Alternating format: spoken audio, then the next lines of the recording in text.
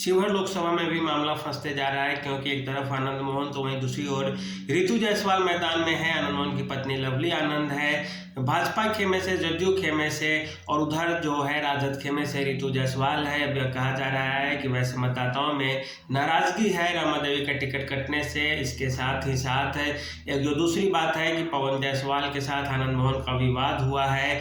यह बिल्कुल और बिल्कुल गलत बातें हैं, क्योंकि पवन जायसवाल भाजपा के कद्दावर नेता है। उनका व्यक्तिगत पहचान भी जो उनकी है व्यक्तिगत, वह भी काफ़ी अच्छी है। वे इतने जल्दी पाला बदलने वाले नेताओं में से नहीं है, और जाति की राजनीति में उलझने वाले भी पवन जायसवाल नहीं है। मान लिए थोड़े बहुत ऊपर नीचे हो भी गया, कोई सीनियर लीडर है, कोई थोड़ा जूनियर है, तो थोड़ा बहुत चलता है। जब तक उसके तरफ से जिससे बातचीत हुई है, गहमा-गहमी हुई है, उसके तरफ से जब तक नाराज़गी नहीं दिखती है, तब तक इस बारे में कुछ भी बोलना किसी के लिए सही नहीं है। आनंद मोहन जिस सिंबल से चुनाव लड़ने आए हैं, वह सीधे सीधे नरेंद्र मोदी और नीतीश कुमार का सिंबल है। और लोकसभा चुनाव में लोग सीधे सीधे दिल्ली को देखते हैं, प्रधानमंत्री मोदी का चेहरा देख रहे हैं।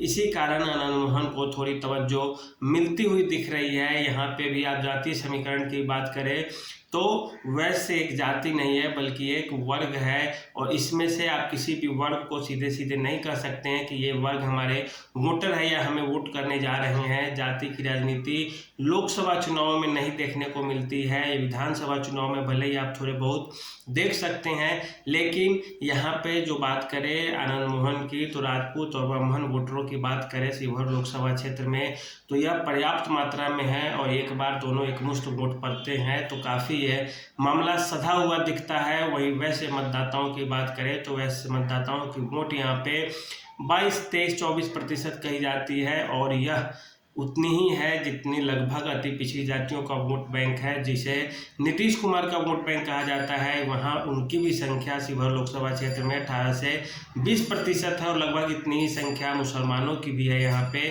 तो इस तरह से भी यदि आप समीकरण देखें तो यदि राजपूत ब्राह्मण वोटर यदि वोट करते हैं, उसके बाद जो मामला फंसेगा अति पिछड़ी जातियों का, पासवान जो चिराग पासवान है, वे अपनी जाति से बिरादरी से कितना वोट ट्रांसफ़र करा पाते हैं। और बात जीतन राम मांझी और तेजस्वी यादव में जो झड़प हो रही है, जो मामले फंस रहे हैं, जो कहासुनी हो रही है, उसका सीधा सीधा जो प्रभाव होगा वह पूरे बिहार में देखने को मिलेगा। खास करके जीतन राम मांझी जिस मांझी समुदाय से आते हैं, उसमें नाराज़गी होगी इस चीज़ को लेकर कि कैसे कैसे उनके नेता को कहा जा रहा है, सुना जा रहा है, और इसका सीधे सीधे वोट जो ट्रांसफ़र होगा वह सीधे जदयू भाजपा खेमे में वोट ट्रांसफ़र होते चला जाएगा। चिराग पासवान को भी इसका फ़ायदा होगा। चिराग पासवान भी जदयू को अपना वोट ट्रांसफ़र करने के लिए लोकसभा चुनाव में पूरे दमखम लगा देंगे, और वे लगा भी रहे हैं, ऐसा दिख भी रहा है। और इसके बाद बात करें आनंद मोहन का व्यक्तिगत छवि, व्यक्तिगत चेहरा, चाहे जो भी रहा हो, जो भी है या जो भी रहेगा,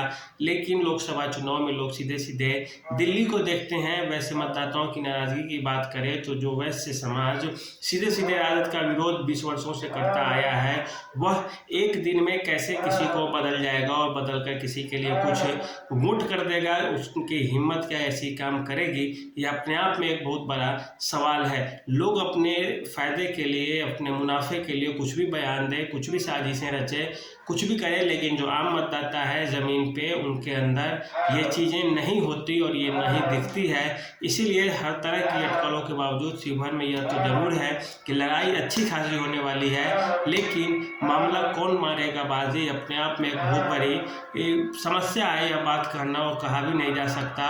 उसके बाद भी बात करें आप जब कैडर वोटरों की, तो कैडर वोटरों की बात में जदयू भाजपा शिवहर लोकसभा क्षेत्र से काफ़ी आगे है, क्योंकि जाति की राजनीति में यह लोकसभा क्षेत्र कभी नहीं उलझा है। क्योंकि यहाँ से कभी मुसलमान जीते हैं, तो कभी राजपूत जीते हैं, तो कभी ब्राह्मण जीते हैं, तो कभी वैश्य समाज को टिकट दिया गया और वे भी जीत के गए हैं। और ऐसा इसलिए क्योंकि वैश्य समाज से जब रमा देवी चुनाव लड़ती थी, उन्हें केवल वैश्य जाति के लोग ही वोट नहीं करते थे, बल्कि वैश्य जाति के लोग हो, सवर्ण हो, ब्राह्मण हो, राजपूत हो, भूमिहार हो, कायस्थ हो, कोई भी हो, अति पिछड़ी जातियों के लोग हो, सबके सब रमा देवी को वोट करते थे। और एक सांसद या कुछ यदि कहता है कि हम क्षेत्र बदल देंगे, क्षेत्र का कमाल कर देंगे, तो अपने आप में एक बेवकूफ़ी भरी चीज़ें होती है। क्योंकि लोकसभा क्षेत्र इतना बड़ा होता है कि एक सांसद चाहकर भी बहुत कुछ नहीं कर सकता है। थोड़े बहुत तो सभी करते हैं, जो फंड है वो कहीं ना कहीं खर्च तो होंगे ही होंगे।